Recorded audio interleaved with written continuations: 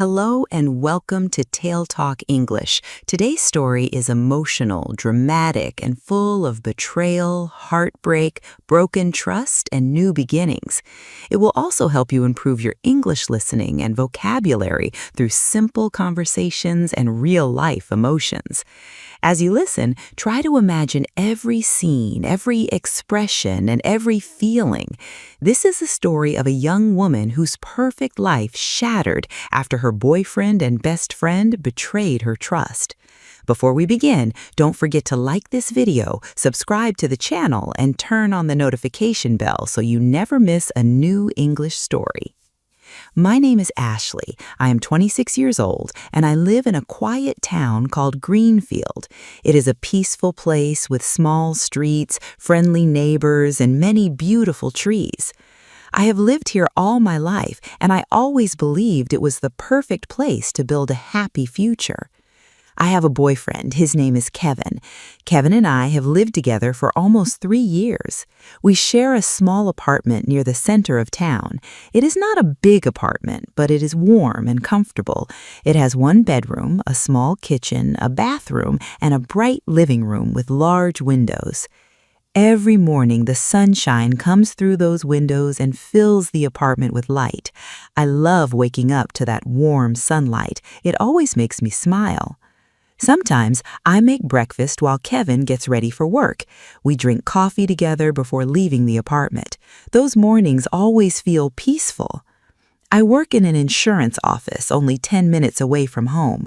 I walk there every weekday. My job is simple. I answer phone calls, organize papers, and help customers. My boss is patient and my coworkers are friendly.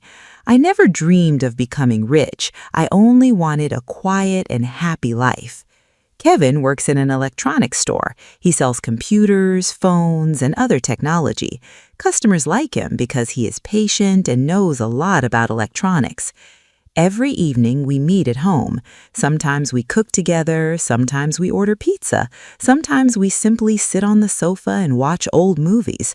Those small moments were my favorite part of every day. Life was simple, life was peaceful, and I believed it would stay that way forever. I also had someone very important in my life, my best friend. Her name was Nicole. Nicole was 25 years old. We met during our first year of high school. From the very beginning, we became close friends. We studied together, laughed together, celebrated birthdays together, and helped each other through difficult times. People often said we looked like sisters. Maybe they were right. She knew every secret about me. I trusted her with everything. Nicole visited our apartment almost every week. Sometimes she came after work, sometimes she comes on weekends. We usually made tea, talked for hours, and laughed about old memories. Kevin liked Nicole, Nicole liked Kevin. The three of us spent so much time together that it almost felt like we were family. I never imagined anything could destroy that friendship. One Friday evening, Nicole came over carrying a chocolate cake. "I saw it at the bakery," she said with a smile. "I knew you would love it." "You know me too well," I laughed. Kevin smiled too. "Perfect timing," he said. "I just made coffee." We spent the evening talking and laughing. Kevin told funny stories about difficult customers.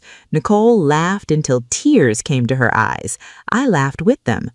Looking back now, I remember how happy that evening felt. If someone had told me what would happen only a few months later, I would never have believed them. Everything began to change very quietly. At first, the changes were so small that I ignored them. Kevin started coming home later than usual. Instead of arriving at 6 o'clock, he arrived closer to 7, sometimes even 8. The first time it happened, I wasn't worried. "Long day?" I asked. Kevin smiled while taking off his jacket. "Very busy," he answered. "The store has been full all day." I nodded. That sounded reasonable. Many businesses become busy at different times of the year. A week later, it happened again, then again. Soon it became normal. Every evening I found myself looking at the clock. 6 o'clock, 6:30, 7. Sometimes I made dinner twice because the food became cold. Still, I trusted him completely. One evening while we were eating dinner, Kevin suddenly looked down at his phone. A message had arrived. He smiled. Not a big smile, just a small one. I looked at him. "What is it?" I asked. "Oh, nothing important." "Who sent it?" "Just someone from work." He quickly put the phone into his pocket. It was strange. Kevin had never hidden his phone before. I tried to ignore the feeling growing inside me. Maybe I was imagining things. Everyone deserves privacy. Maybe work really was becoming stressful. Days turned into weeks. Kevin became quieter. Before, he always asked about my day. Now he mostly answered with short sentences. "How was work?" I asked. "Fine," he replied. "Did anything interesting happen?" "Not really." Then silence. He often stared at the television without really watching it. Sometimes I caught him smiling while reading messages. Other times he quickly locked his phone whenever I walked into the room. The apartment slowly felt different. It was still the same place, the same walls, the same furniture, the same windows, but it no longer felt warm. Something invisible had changed. One Saturday afternoon, Nicole came to visit again. She noticed I looked tired. "Ashley," she asked softly, "is everything okay?" I hesitated. Then I told her everything. I explained how Kevin came home late almost every day, how he seemed distant, how he spent so much time on his phone, how I felt something was wrong without knowing why. Nicole listened carefully. She didn't interrupt me. When I finished, she reached across the table and held my hand. "Ashley," she said gently, "don't worry too much." "I don't know." I started to talk. "Kevin loves you," she interrupted me. "You really think so?" I asked. "Of course," she replied. "But he's different," I said. She smiled kindly. "Sometimes people become tired. Sometimes work becomes stressful. Men don't always talk about their problems." I wanted to believe her. She was my best friend. She knew both of us better than anyone else. "If you keep asking him questions," she continued, "he might feel more pressure." "So what should I do?" I asked. "Just give him some time," she said. I took a deep breath. "Maybe you're right." She smiled. "I know I'm right." Her words comforted me for a little while. After Nicole left, Kevin came home carrying flowers, beautiful white lilies. "For me?" I asked, surprised. He smiled. "I know I've been working too much lately." I hugged him tightly. At that moment, all my worries disappeared. Maybe I had been overthinking everything. Maybe Nicole was right. Maybe this difficult time will pass. For the next few days, things felt almost normal again. Kevin laughed more. We watched movies together. We cooked dinner together. I started believing our life was returning to normal. Then, something happened that brought every doubt back into my heart. One evening, Kevin left his jacket hanging near the front door while he took a shower. As I picked it up to hang it in the closet, a sweet smell reached me. Perfume, not mine. I froze. It smelled like flowers mixed with vanilla. I had smelled that perfume before, very recently. But where? I closed my eyes and tried to remember. Then it came back to me. Nicole. Just 3 days earlier, Nicole had visited wearing a brand new perfume. She had asked me if I liked it. "It smells wonderful," I had told her. Now, that exact same perfume was on Kevin's jacket. My heart began beating faster. "No," I whispered to myself. "They hugged goodbye, that's all. Friends hug. There is nothing strange about that." I repeated those words over and over, but for the first time, I wasn't sure I believed them. That night, I lay awake staring at the ceiling while Kevin slept peacefully beside me. Outside, the wind gently moved the trees. Inside, a quiet fear slowly grew inside my heart. I didn't know it yet, but my perfect life had already begun to fall apart. The next morning, I woke up before Kevin. The apartment was quiet. The sunlight came through the windows just as it always had. Everything looked normal, but I did not feel normal anymore. I quietly made coffee and sat by the window. I looked outside, but my mind was somewhere else. Was I imagining everything, or was my heart trying to warn me? Kevin came into the kitchen a few minutes later. He smiled. "Good morning," he said. "Good morning," I replied. He kissed my forehead and poured himself a cup of coffee. For a moment, I almost forgot my worries. Maybe I really was thinking too much. Maybe I was creating problems that did not exist. Then his phone rang. He looked at the screen. A smile appeared on his face. He quickly stood up. "I need to take this." He walked into the bedroom and quietly closed the door. Closed the door. That was new. Kevin had never hidden his phone calls before. I sat alone in the kitchen, listening to the sound of my own heartbeat. When he came back 5 minutes later, I tried to sound calm. "Everything okay?" "Yes," he said. "Who was it?" I asked. "A customer." "A customer called this early?" I asked with a surprised look. He looked at me for only a second. "They had a problem with a computer."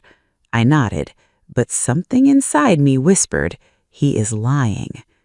That week, I began noticing little things, very little things. Kevin smiled at his phone many times each day. He protected it carefully. If I walked near him, he quickly turned the screen away. One evening, we were watching television together. His phone buzzed. He looked at it. Then he smiled. Not just a small smile, a happy smile. I looked at him. "What happened?" "Nothing," he replied. "You seem happy," I said. "It was just a funny video." "Can I see it?" He hesitated. Then he locked the phone. "It isn't important." I smiled politely, but my heart felt heavier than before. A few days later, Nicole visited again. She walked into the apartment carrying a small bag of cookies. "I baked these this morning," she said happily. "They smell amazing," I answered. Kevin came out of the kitchen. "Nicole, perfect timing!" He smiled much bigger than usual.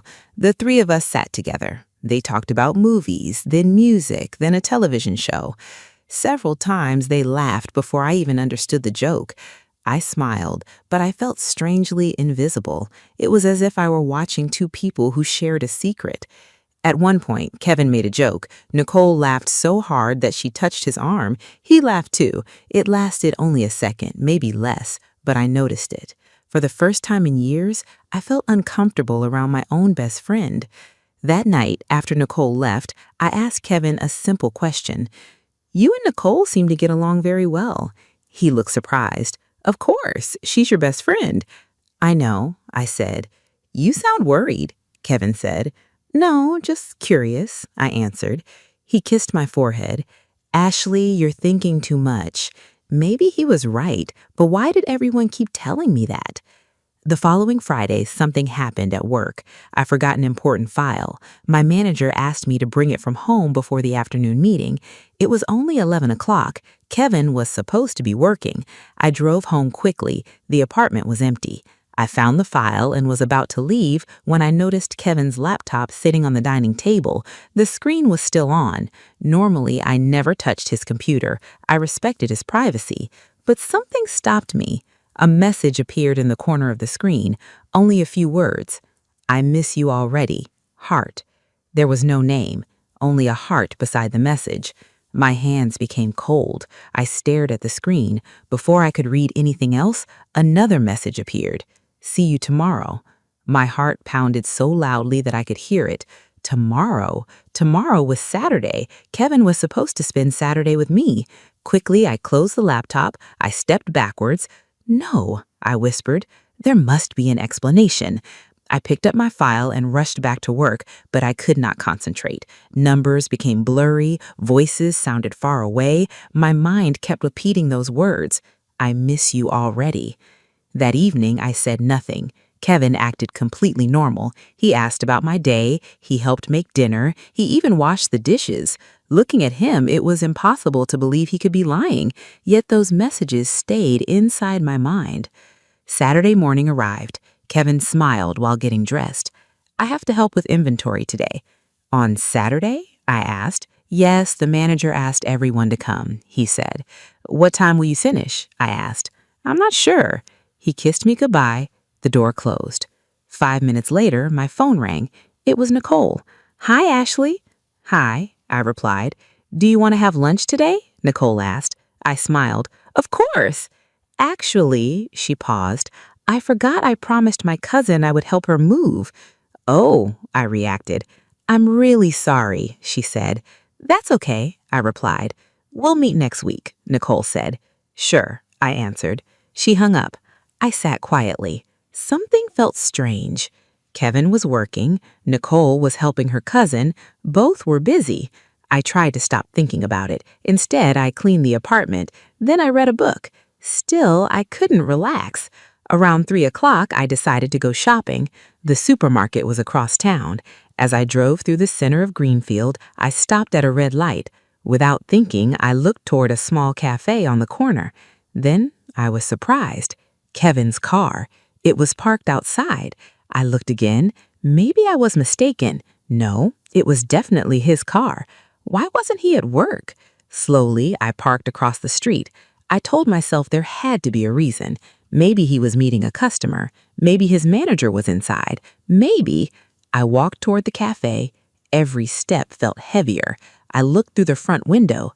There he was, Kevin, sitting at a table. Across from him, it was Nicole. They were smiling, talking quietly. Nicole reached across the table. Kevin took her hand. Just for a moment. Then both of them laughed. The world around me became silent. Cars passed behind me, people walked by, but I heard nothing. I only saw their hands. Kevin looked happy, very happy, happier than he had looked with me in months.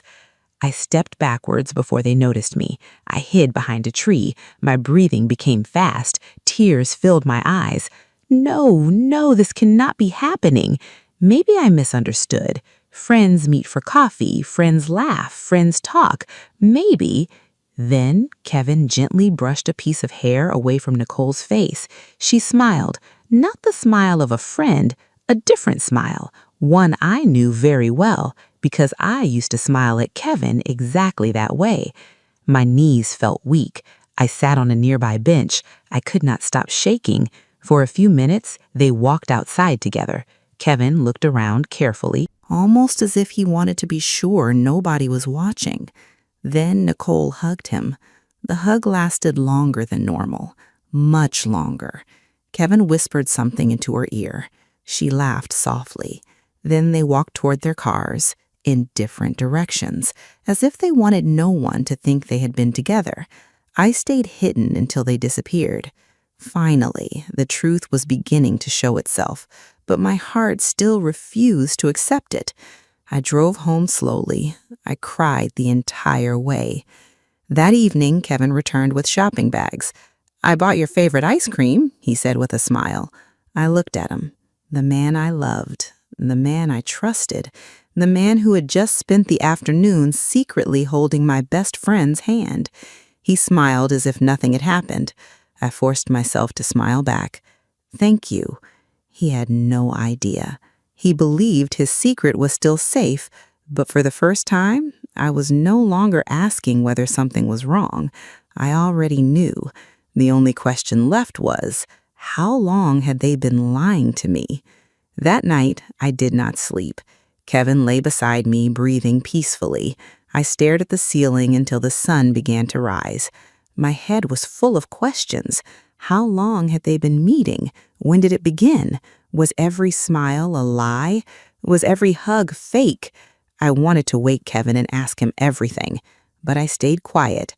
I needed the truth, not excuses, not more lies. The next morning, Kevin left for work, or at least he said he was going to work. When the apartment door closed, I sat alone on the sofa. The silence felt heavy. A few minutes later, my phone rang. It was Nicole. "Good morning," she said cheerfully. "Good morning. Are you free tonight?" she asked. "I don't think so," I replied. "Oh, okay," she answered. There was a short silence. Then she asked, "Is everything all right?" I took a deep breath. "Yes." Another lie. She said goodbye and ended the call. I looked at my phone for a long time.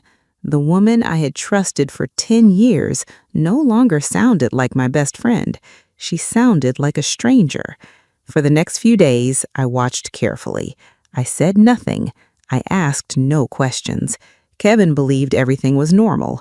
Nicole continued to visit. They laughed together. They acted naturally. But now I noticed every little detail, every glance, every smile, every message, every excuse. The truth was slowly becoming impossible to ignore. Then I made a decision. I planned a weekend trip, just Kevin and me. No work, no phones, no friends, only us. Maybe he would finally tell me the truth, or maybe I would discover it myself. That evening, I showed him the hotel reservation. "It looks beautiful," Kevin said. "It does." "I can't wait," he said. "Neither can I." He smiled. I smiled too. But my smile was hiding a broken heart. Saturday finally arrived. I packed our bags. I wore my favorite blue dress. I even cooked sandwiches for the drive. Kevin was supposed to finish work at 4 o'clock. 4 came, then 5, then 6. Finally, my phone rang. "I'm so sorry, my manager needs me." "Today?" I asked. "There's an emergency. We'll go next weekend." I closed my eyes. "Okay." He thanked me for understanding, then he hung up. I stood in the middle of the apartment. Everything inside me became quiet. No anger, no tears, only silence. I slowly unpacked the bags. Then I called my mother. "Mom? Ashley? Can I come home for a few days?" There was no hesitation. "Of course, sweetheart." Early the next morning, I packed a small suitcase. Kevin was still asleep. I looked at him one last time. Once, I thought he was the love of my life. Now, he looked like someone I had never truly known. I quietly left the apartment. After driving for almost an hour, I suddenly remembered my mother's birthday gift. I had left it in the bedroom closet. I sighed. "I'll be quick." I turned the car around. When I reached the apartment, everything was quiet. I unlocked the front door as softly as possible. Then I heard music, soft music, coming from the living room. Kevin never listened to music in the morning. My heart began beating faster. I walked slowly down the hallway, one step, then another. When I reached the living room doorway, I stopped. Kevin was sitting on the sofa. Nicole was beside him. They were kissing, slowly, comfortably, as if they had done it many times before. For a moment, the whole world disappeared. I could not move. I could not breathe. Kevin opened his eyes first. His face turned white. "Ashley." Nicole quickly pulled away. She covered her mouth with both hands. "Oh my God." Nobody spoke. The music continued playing. Finally, Kevin stood up. "It isn't what it looks like." I almost laughed. For the first time in days, I felt calm. I looked directly into his eyes. "Then tell me, what does it look like?" He opened his mouth. No words came out. Nicole began crying. "I'm sorry. I'm so sorry. I never wanted this." I looked at her. "You were my family." She lowered her head. "I know. You came into my home. You hugged me. You looked into my eyes, and you lied to me," I said. She cried harder, but I felt nothing. No anger, no hate, only disappointment. Kevin walked toward me. "It started a few months ago. It was a mistake. I love you." I stepped backward. "No, you loved yourself. If you loved me, you would never have done this," I replied. The room became silent again. Finally, I picked up my suitcase. "I'm leaving." Kevin reached for my hand. I pulled it away. "Please, I'll change." "You should have changed before you betrayed me," I said. Without another word, I walked out of the apartment. Neither of them followed me. My parents welcomed me with open arms. My mother hugged me tightly. My father simply placed his hand on my shoulder. Neither of them asked many questions. Sometimes love is quiet. Sometimes people do not need explanations. They only need someone to stay beside them. For 2 weeks, I rested. Some mornings I cried. Other mornings I simply watched the birds outside my parents' window. Little by little, my heart became lighter. When I returned to Greenfield, I did not return to Kevin. Instead, I rented a tiny apartment across town. It had 1 bedroom, 1 kitchen, 1 bathroom, very little furniture, but it was mine. There were no lies inside those walls, only peace. The first few weeks were difficult. I cooked for one, I ate alone, I watched television alone. Sometimes the silence made me cry, but each day became a little easier. One Saturday afternoon, while walking home from work, I noticed a small building with a sign, "Painting Classes for Beginners." I stopped. I looked through the window. People were smiling, laughing, painting colorful pictures. Without thinking too much, I walked inside. The teacher welcomed me warmly. "My name is Kathleen," she said. "Would you like to join us?" "I've never painted before," I replied. She smiled. "Everyone starts somewhere." That evening changed my life. For 2 hours, I forgot everything. I forgot Kevin. I forgot Nicole. I only thought about colors: blue, yellow, green, red. When I painted, my heart became quiet. So I came back the following week, then the week after that. Painting slowly became part of my new life. Kathleen became more than my teacher. She became my friend. She listened without judging. She reminded me that broken hearts can heal. Slowly, I believed her. Several months passed. One Saturday, Kathleen looked at one of my paintings. "Ashley," she said, "people would love to buy these." I laughed. "No one would pay for my work." "You'd be surprised," she said. She convinced me to join the town's weekend art market. I placed my paintings on a small table. At first, people simply looked. Then someone bought one. Then another. By the end of the afternoon, I had sold 4 paintings. I smiled all the way home. For the first time in many months, I felt proud of myself. One weekend, while arranging my paintings, a man stopped at my table. He looked at a painting of a sunrise. "It feels peaceful," he said. "Did you paint it?" "Yes," I answered. He smiled. "My name is Eric." "I'm Ashley." "I'd like to buy this one," Eric said. As I wrapped the painting, he looked at me again. "I hope this doesn't sound strange, but would you like to have coffee sometime?" My heart beat faster, not because I had fallen in love, because I was afraid to trust again. Eric seemed to notice. He smiled kindly. "If your answer is no, I'll still be happy to own your painting." I laughed. For the first time in a long while, a real laugh. "It's not no, it's just I need to take things slowly." He understood. "So," I smiled, "coffee sounds nice." A week later, we met at a small cafe near the park. We talked for hours about books, about family, about dreams, about art. Eric listened carefully whenever I spoke. He never interrupted. He never checked his phone. He looked at me as if my words truly mattered. When we said goodbye, he smiled. "I'd like to see you again." "I'd like that too," I replied. As I walked home, I realized something. I was smiling, not because someone had saved me, but because I had saved myself. Kevin and Nicole had broken my heart, but they had not destroyed my future. They had forced me to discover who I really was. I was no longer someone's girlfriend. I was no longer someone's best friend. I was simply Ashley, a woman who survived, a woman who learned, a woman who chose peace over lies.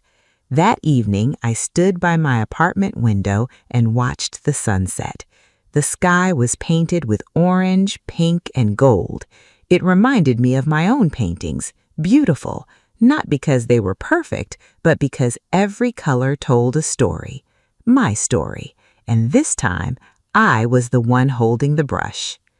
Thank you for watching to the end, and don't forget to like this video, subscribe to the channel, and turn on the notification bell so you never miss a new English story.